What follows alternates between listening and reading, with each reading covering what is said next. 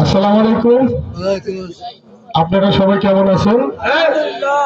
আপনাদের দোয়া ইনশাআল্লাহ আমিও ভালো আছি।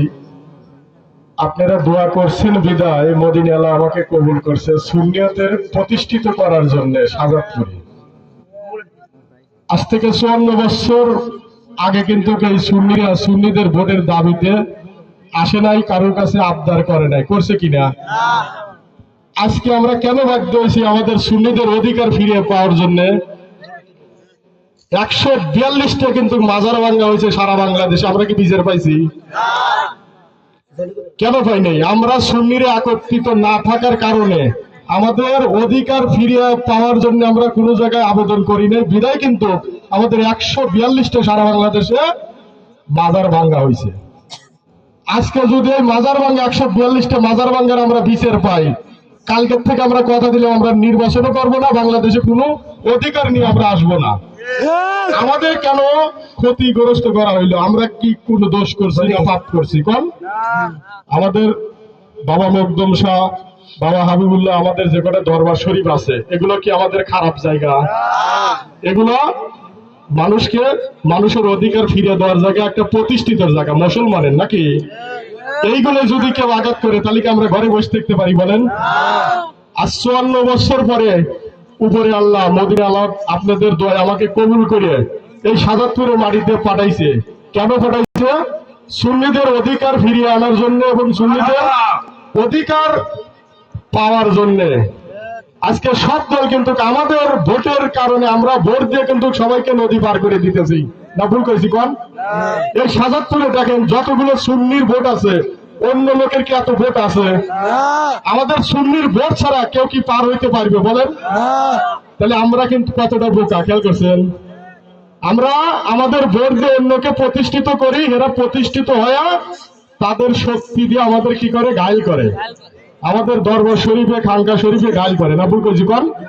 হ্যাঁ, আজ যদি আমাদের দরবার শরীফ যদি ভাঙ্গা না হইতো, আমাদের যদি শরীরে আঘাত না করতো, আমার বাপ মা ভাই বেরাদের আমার জাকের ভাইদের যদি অপমান না করা হইতো, তাহলে আমরা আজকে ওই ভোটের জন্য আপনাদের কাছে আসতাম না।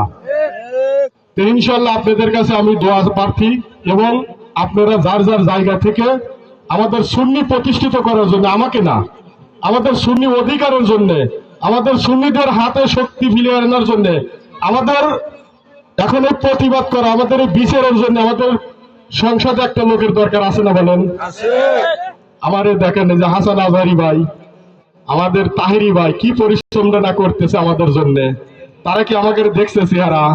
আমাদের সাথে সাক্ষাৎ হয়েছে? হয় নাই।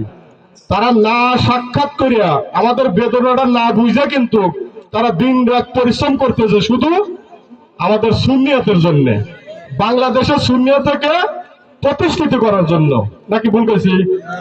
আমিও কিন্তু 7 সমুদ্র 13 নদী পাড়ি দিয়ে সাজাদপুরে আসেছি। আমি কিন্তু দেশে থাকি না, আমি দেশের বাইরে থাকি। এই যখন আমি নেটে দেখছি, খবরে দেখছি যে আমাদের একের পর এক খানকা শরীফ ভাঙ্গা হইতেছে, এরপরে কিন্তু আমি একটা মনে আমার আঘাত লাগছে। আমি ভাবছি যে উপরে আল্লাহ যদি আমাকে কবুল করতো, তাহলে আমি একটাবার আমি চেষ্টা করতাম সাজাদপুর 6 আসনে থেকে। তো উপরে আল্লাহ আপনাদের দোয়া কবুল করছে। আপনারা সুন্নিয়তের পথে কাজ করে রাজি আছেন কি না? আছেন তো নাকি? আমি ইনশাল্লাহ আমি তাহলে সামনে তো আগেতে পারি নাকি? আমি যদি সামনের দিকে সুন্নিয়তের প্রতিষ্ঠিত করার জন্য আমি আগাই, তাহলে তো আপনারা সাথে পাশে থাকবেন নাকি? আমি নির্ভয় আগিতে পারবো। আপনারা যদি বলেন তাহলে আমি আর একটু শক্তি নিয়ে, আমি সাহস নিয়ে, বিশ্বাস নিয়ে আমি সাজাদপুরে জায়গায় জায়গায় দাঁড়ে দাঁড়িয়ে যাব, আমি সুন্নিয়তকে প্রতিষ্ঠিত করার জন্য। আপনারা সেটা কি বলেন তাই বলেন। আপনারা আছেন তো? খুশি? আলহামদুলিল্লাহ। আর বেশি কথা বলবো না, আর বাদ বাকি কথা আমাদের হুজুর সভা সে বলবো না। সে আমার অন্তরের ভাই, আমার জাকের ভাই এবং সুন্নিয়তের, আমরা সবাই একত্রিত। আসসালামু আলাইকুম, ভালো থাকবে না? ঠিক আছে,